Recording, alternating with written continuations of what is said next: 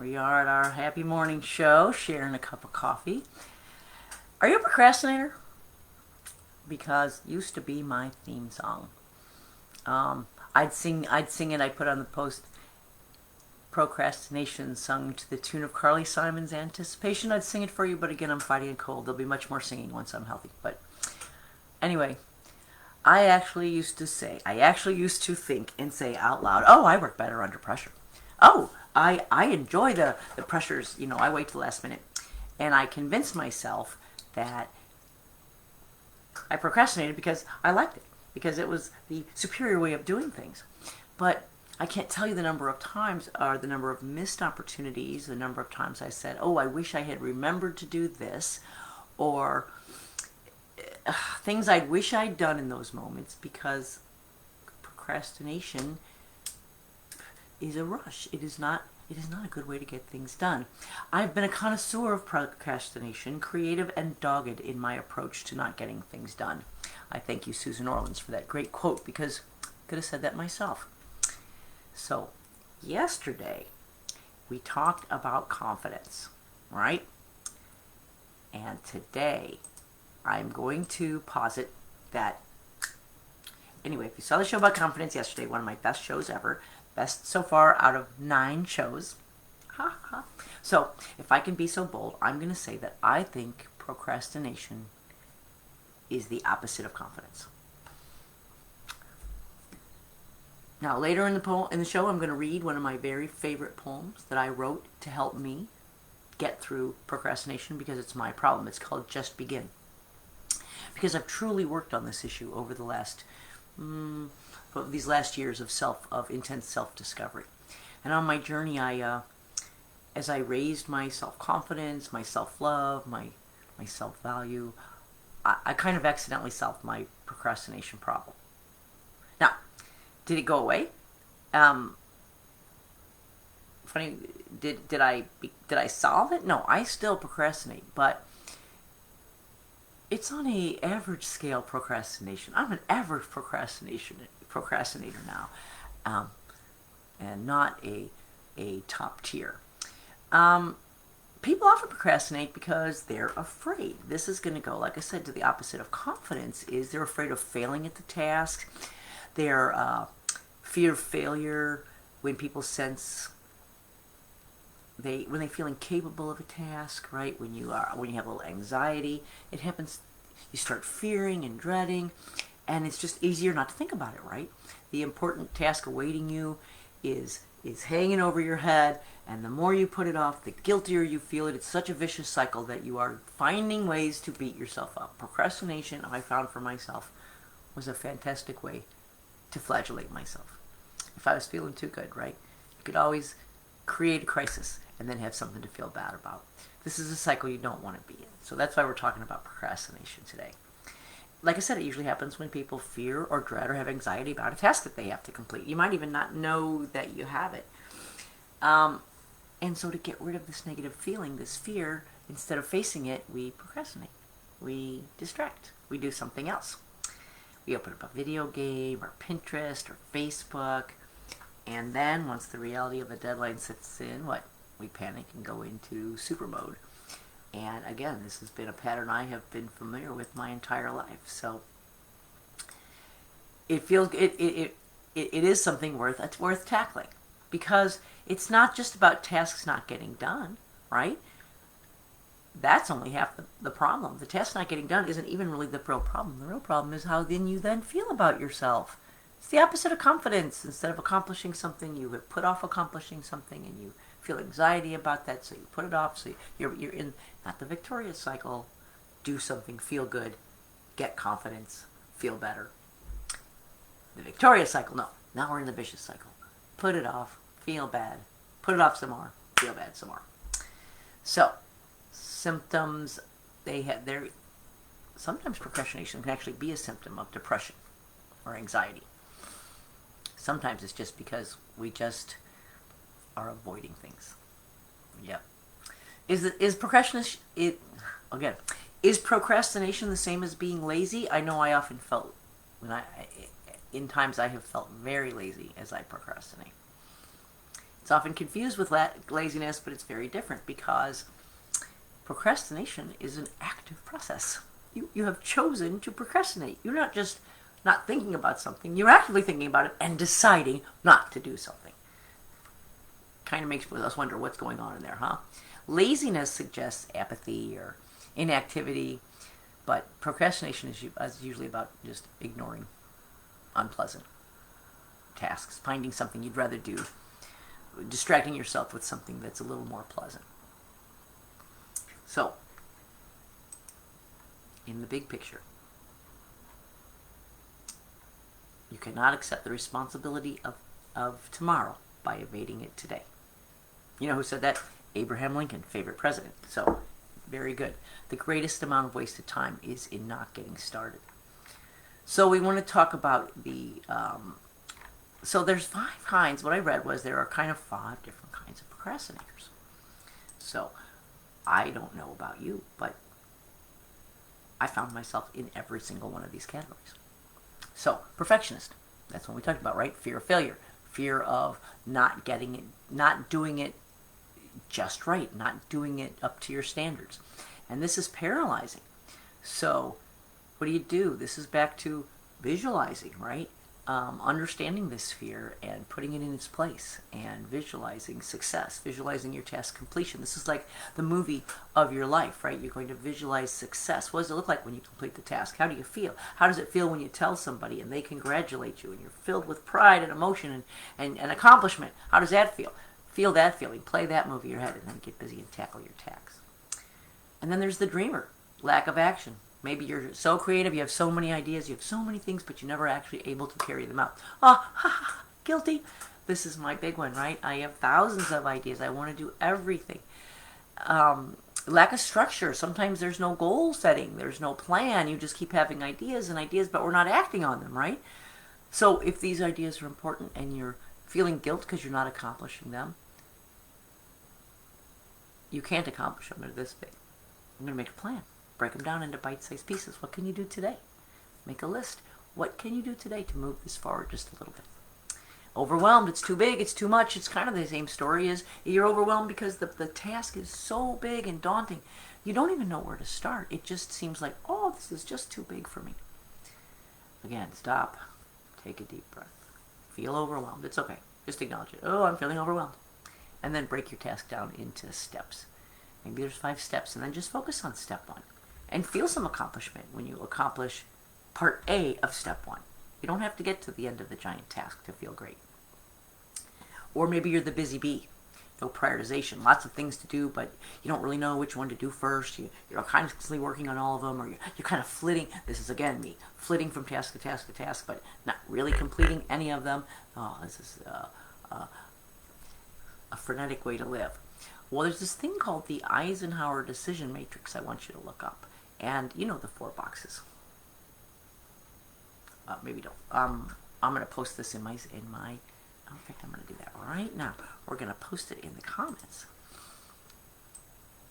Oh, I don't think I can do that. Never mind.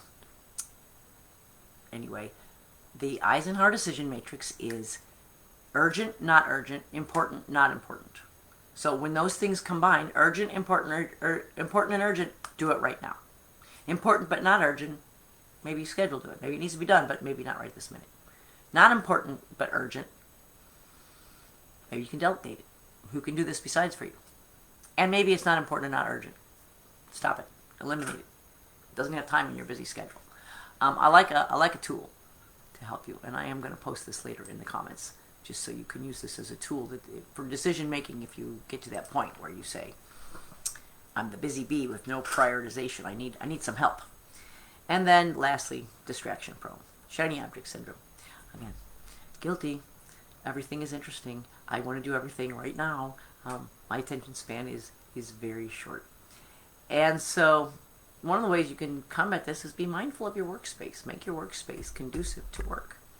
And also break your tasks down. Break them down into bite-sized time chunks, 10 minutes, 20 minutes. Give yourself a little reward at the end. I'm going to do this for 10 minutes, and then I'm going to take a walk. I'm going to do this for 20 minutes, and then I'm going to have a piece of chocolate. Or even lamer, I used to do it at work. I'm going to complete this call, and then I'm going to go to the bathroom. But give yourself a little reward, break it down, feel good about accomplishing that task, ready to take on the next step. All right. Is this helping? Do you like it? Give me a comment. How do you feel about procrastination? Is that something that you deal with? Because my answer is, let's stop procrastinating.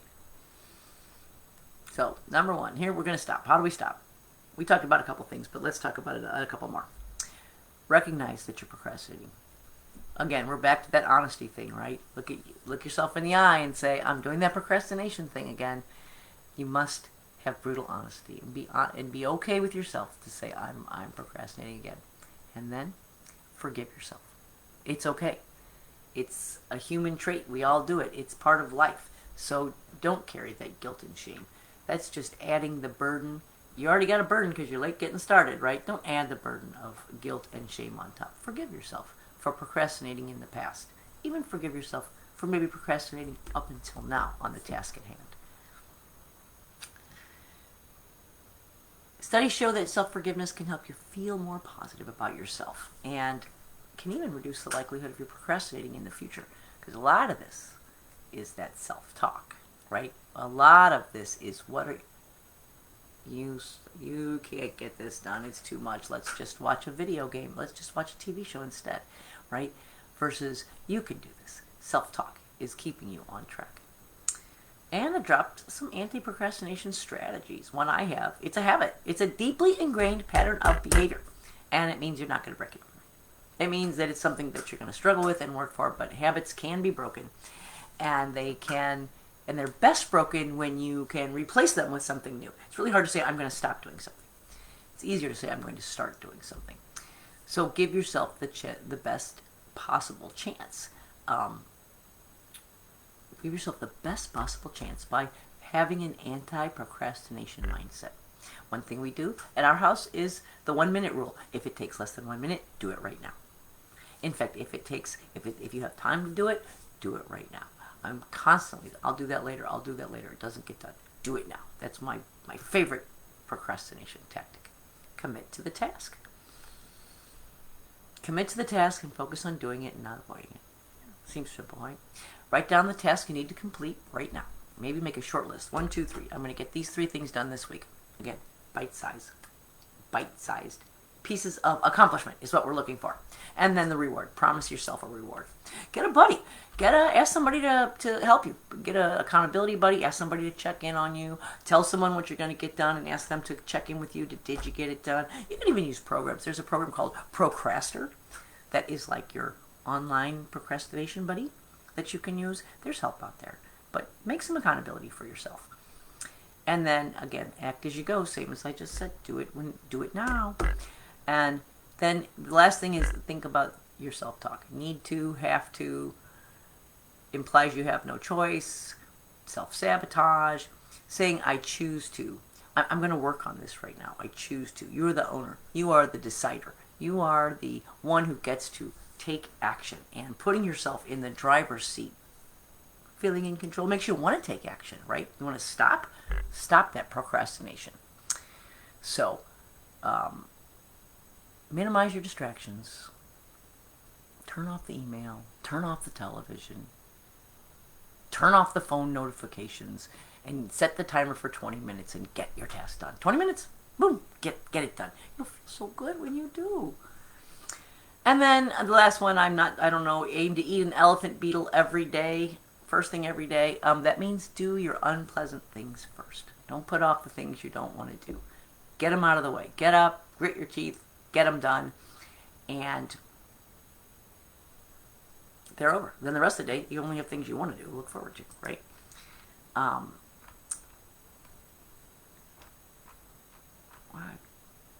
Now, this sounds a lot like adulting. This sounds a lot like responsibility, right? This sounds a lot like doing the right thing. But in our quest for happiness, in our quest for self-confidence and self-value, doing the right thing is always a part of the program, right?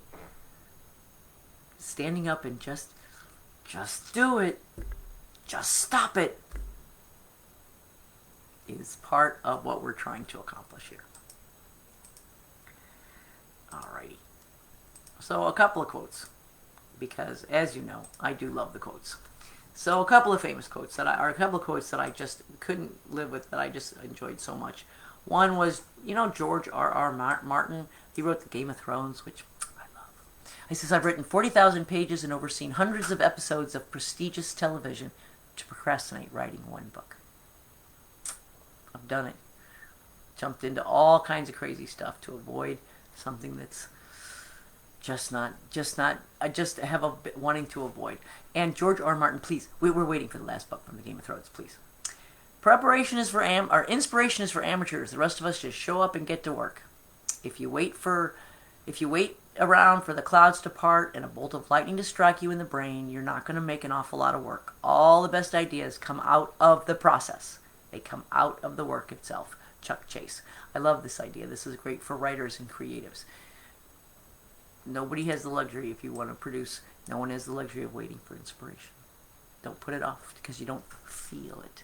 Do it. If you wait to feel it before you do it, you put it off. But if you do it, then you feel it. And you're in the victorious cycle. The greatest amount of time is wasted getting started. For sure. For sure. Okay. So, I want to read my poem that I'm going to do my commercial today. My book, The Queen of Happiness. I'm going to put a link in the comments so that you can get that online, get an e-copy of the book, or if you prefer, a hard copy of the book, and read some poems. And I'm going to read one from that book right now. It's called Just Begin. I wrote this for myself to help me overcome procrastination.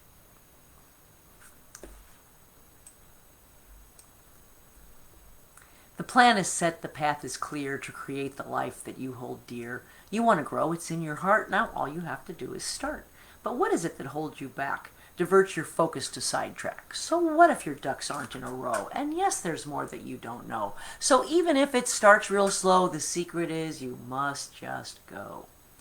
If you insist on full perfection, you bind your time with introspection, overwhelmed with its complexion, exploring every intersection, fearful of assured rejection, diverting you from your direction, requiring further self-inspection, uncovering every single imperfection, this time a thorough retrospection, and all that's done is circumspection. Get off the curb. You need some action, and not the kind found in abstraction. You have a plan. You know what to do. The truth is, nothing's stopping you. Let the fears or worries of what may come be just one more thing you've overcome. Hold tight the vision of what could be as you build your new reality. Forget the past and what has been. Jump with both feet and just begin. I read it to myself sometimes when I'm putting things off, and I know I'm putting them off. I read this poem to myself. Like I said, I'm going to put a link in the comments if you'd like to have more of my poetry and like to take a look at my book. Otherwise, I'd love it if you join me here tomorrow. We're going to be back at 7 o'clock in the morning for a quick coffee chat. Okay. Have a happy day.